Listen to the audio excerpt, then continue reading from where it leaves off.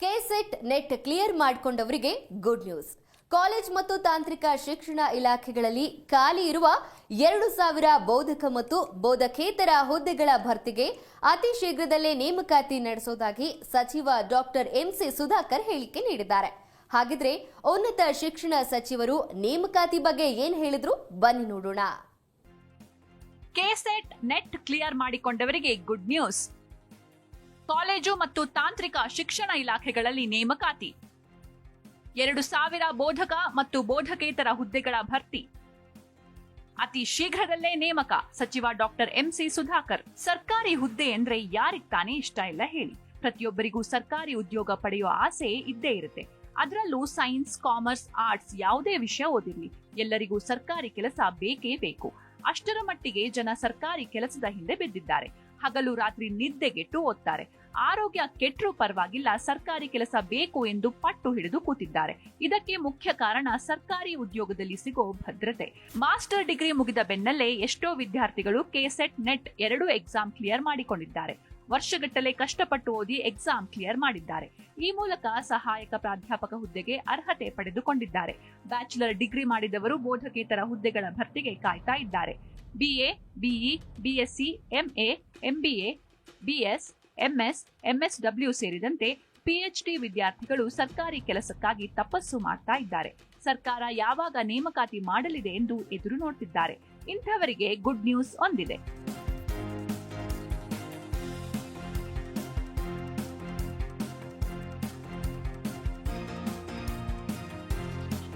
CM Siddaramaiah ನೇತೃತ್ವದ ರಾಜ್ಯ ಸರ್ಕಾರದಿಂದಲೇ ಉದ್ಯೋಗಾಕಾಂಕ್ಷಿಗಳಿಗೆ good news ಇದೆ.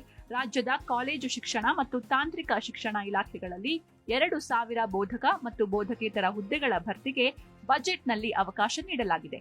ಅತಿ ಶೀಘ್ರದಲ್ಲೇ ಈ ಹುದ್ದೆಗಳಿಗೆ ನೇಮಕಾತಿ ಪ್ರಕ್ರಿಯೆ ಪ್ರಾರಂಭಿಸಲಾಗುವುದು ಎಂದು ಉನ್ನತ ಶಿಕ್ಷಣ ಸಚಿವ ಡಾಕ್ಟರ್ ಎಂಸಿ ಸುಧಾಕರ್ ತಿಳಿಸಿದ್ದಾರೆ. ರಾಜ್ಯದ ಹಲವು ಇಂಜಿನಿಯರಿಂಗ್ ಕಾಲೇಜುಗಳಲ್ಲಿ ಹುದ್ದೆಗಳ ಕೊರತೆ ಇದೆ.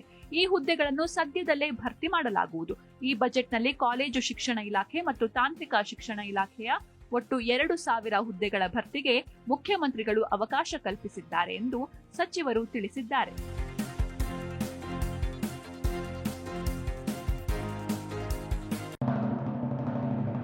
ರಾಜ್ಯದ ವಿಶ್ವವಿದ್ಯಾಲಯಗಳಲ್ಲಿ 60% ಬೋಧಕ ಸಿಬ್ಬಂದಿ ಹುದ್ದೆಗಳು ಖಾಲಿ ಇವೆ. ಬೋಧಕೇತರ ಸಿಬ್ಬಂದಿ ಹುದ್ದೆಗಳು 80% ಖಾಲಿ ಇವೆ. ಬೋಧಕ ಸಿಬ್ಬಂದಿ ಇಲ್ಲದಿದ್ದರೆ ಉತ್ತಮ ಶಿಕ್ಷಣ ಸಿಗೋದಿಲ್ಲ.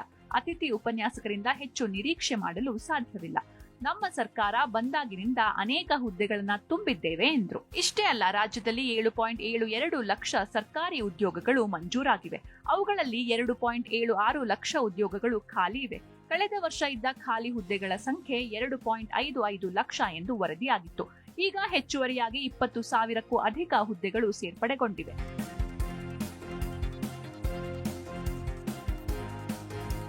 ಹಣಕಾಸು ಇಲಾಖೆಯ ಪ್ರಕಾರ ಕೇಸ್ ಟು ಕೇಸ್ ಆಧಾರದ ಮೇಲೆ ನೇಮಕಾತಿಗೆ ಅನುಮತಿ ನೀಡಲಾಗ್ತಾ ಇದೆ. ಆದರೆ ಸ್ಪಷ್ಟವಾಗಿ ಸಿದ್ದರಾಮಯ್ಯ ಆಡಳಿತವು ಖಾತರಿ ಯೋಜನೆಗಳಿಗೆ 63,000 ಕೋಟಿ ರೂಪಾಯಿಗಿಂತ ಹೆಚ್ಚು ಹಣ ಖರ್ಚು ಮಾಡಿದೆ. ಹಾಗಾಗಿ ನೇಮಕಾತಿಯಲ್ಲಿ ನಿಧಾನವಾಗ್ತಾ ಇದೆ. ಖಾಲಿ ಹುದ್ದೆಗಳು ಹೆಚ್ಚಿದ್ದು ಎಲ್ಲಾ ಹೊರಗುತ್ತಿಗೆ ನೀಡಲಾಗುತ್ತಿದೆ.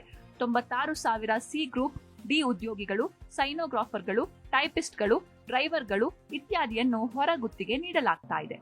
Desk bureau, G Kannada news. G Kannada news ಈಗ ನಿಮ್ಮ ಮನೆಯಲ್ಲೇ ನೋಡಿ. ಎಲ್ಲ ಕೇಬಲ್ಗಳಲ್ಲಿ ಈಗ ಲಭ್ಯ. ನಿಮ್ಮ ನೆಚ್ಚಿನ ಜಿ ಕನ್ನಡ ನ್ಯೂಸ್ ಈಗ ಸನ್ ಡೈರೆಕ್ಟ್ ನಲ್ಲಿ number 292, Tata play number 1664, Jio TV number 1334, NXT digital number 30, in cable number 30, city networks 51, U digital number 162, GTPL number 17, Rockline telecommunications number 42, Shri Basaveshwara cable number 168, rural cable network 60, Vinayaka digital 57, Abhishek cable 821, city channel 53, Siddeshwara cable network 57, V4 digital Infotech 628, Surya digital networks 53, Gajanan digital number 836, Malnad Infotech private limited number 56, Metrocast number 830, Victory Digital number 167ರಲ್ಲಿ ನೋಡಿ ಆನಂದಿಸಿ.